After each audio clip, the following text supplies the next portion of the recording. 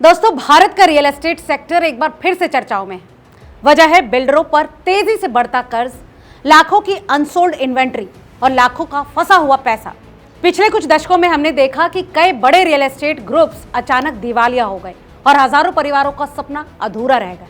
अब एक बार फिर से वही सवाल उठ रहा है कि क्या भारत का रियल एस्टेट सेक्टर एक बार फिर उसी संकट की तरफ बढ़ रहा है। अगर हम पिछले बड़े मामलों को देखें तो तस्वीर साफ दिखाई देती है। उदाहरण के तौर पर सुपरटेक लिमिटेड का मामला, ये कभी देश की बड़ी रियल एस्टेट कंपनियों में गिनी जाती थी, लेकिन भारी कर्ज और प्रोजेक्ट डिले के चलते कंपनी पर आज हजारों करोड़ों रुपए की देनदारी हो चुकी।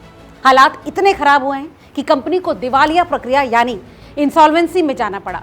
इसका असर करीब 25,000 से ज्यादा होम बायर्स पर भी पड़ा, जिनके फ्लैट्स सालों तक अधूरे पड़े रहे। कई लोगों ने अपनी जिंदगी की पूरी बचत और बैंकों से लिया हुआ होम लोन इसमें लगा दिया था, लेकिन घर आज तक नहीं मिला। ठीक इसी तरह का एक बड़ा मामला था आम्रपाली ग्रुप का। दोस्तों, ये कंपनी नोएडा और ग्रेटर नोएडा में हजारों फ्लैट्स बना रही थी, लेकिन धीरे धीरे सामने आया कि कंपनी ने खरीदारों के पैसे का इस्तेमाल दूसरे कामों में किया। इसका नतीजा क्या हुआ? प्रोजेक्ट्स बीच में रुक गए और निर्माण बंद हो गया और करीब 38,000 से ज्यादा फ्लैट्स अधूरे रह गए। मामला इतना बड़ा हुआ कि ये सुप्रीम कोर्ट तक पहुंच गया। इसके बाद कोर्ट ने सरकारी कंपनी यानी एनबीसीसी लिमिटेड को इन अधूरे फ्लैट्स को पूरा करने की जिम्मेदारी दी, ताकि हजारों खरीदारों को राहत मिल सके। अब सवाल यह है कि आखिर बिल्डर डूबते क्यों हैं? दोस्तों, इसके पीछे कुछ बड़ी आर्थिक वजह होती। सबसे पहली वजह है भारी कर्ज यानी हैवी डेट।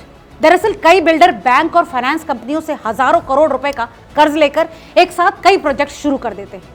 शुरुआत में जब फ्लैट्स तेजी से बिकते हैं तो सब ठीक चलता है, लेकिन जैसे ही बिक्री धीमी पड़ती है, कैश फ्लो रुक जाता है और तब बैंकों का ब्याज और ईएमआई चुकाना मुश्किल हो जाता है और इसके बाद धीरे धीरे यही कंपनियां दिवालिया होने की स्थिति में पहुंच जाती है। दोस्तों, आज भारत के कई बड़े शहरों में लाखों फ्लैट्स ऐसे हैं जो बन चुके हैं, लेकिन खरीदार नहीं मिल रहे। जब फ्लैट्स नहीं बिकते हैं तो बिल्डर के पास नया पैसा नहीं आता है और कंस्ट्रक्शन वहीं रुक जाता है। कई रिपोर्ट्स के मुताबिक भारत के बड़े शहरों में 5 से 7 लाख के बीच अनसोल्ड फ्लैट्स आज भी मौजूद। ये रियल एस्टेट सेक्टर के लिए एक बड़ा खतरा माना जाता है। दोस्तों, इस विषय में तीसरी और सबसे गंभीर समस्या है खरीदारों के पैसे का डाइवर्जन।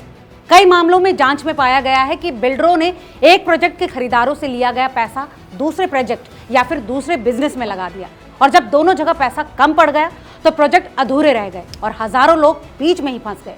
रियल एस्टेट सेक्टर के इस संकट का अंदाजा इस बात से भी लगाया जा सकता है कि भारत में दिवालिया कानून यानी आईबीसी के तहत आने वाले मामलों में रियल एस्टेट सेक्टर की हिस्सेदारी काफी ज्यादा है। कई रिपोर्ट्स बताती हैं कि करीब 20% से ज्यादा दिवालिया मामलों का संबंध रियल एस्टेट से रहा है, यानी ये सेक्टर लगातार वित्तीय दबाव में रहता है। हालांकि आज स्थिति पहले से कुछ बेहतर जरूर हुई है, क्योंकि real estate regulation and development act 2016 यानी रेरा लागू हो चुका है। इस कानून के बाद बिल्डरों को कई नियमों का पालन करना पड़ता है, जैसे खरीदारों से लिया गया पैसा उसी प्रोजेक्ट के निर्माण में लगाना होगा और प्रोजेक्ट की समय सीमा बतानी होगी। इसके साथ साथ खरीदारों को नियमित अपडेट भी देना होगा। इससे काफी हद तक पारदर्शिता बढ़ी है, लेकिन दोस्तों बावजूद इसके एक्सपर्ट्स का मानना है कि जोखिम पूरी तरह से खत्म नहीं हुआ।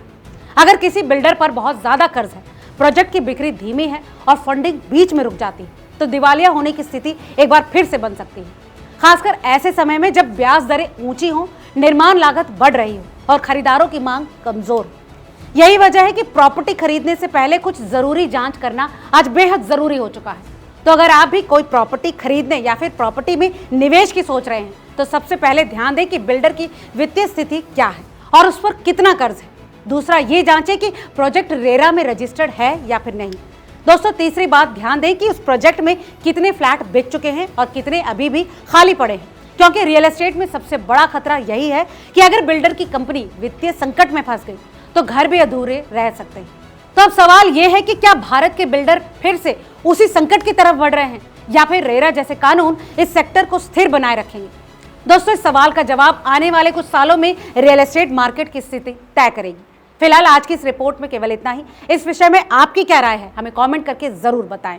वीडियो अगर पसंद आया हो तो इसे लाइक और शेयर करना ना भूलें।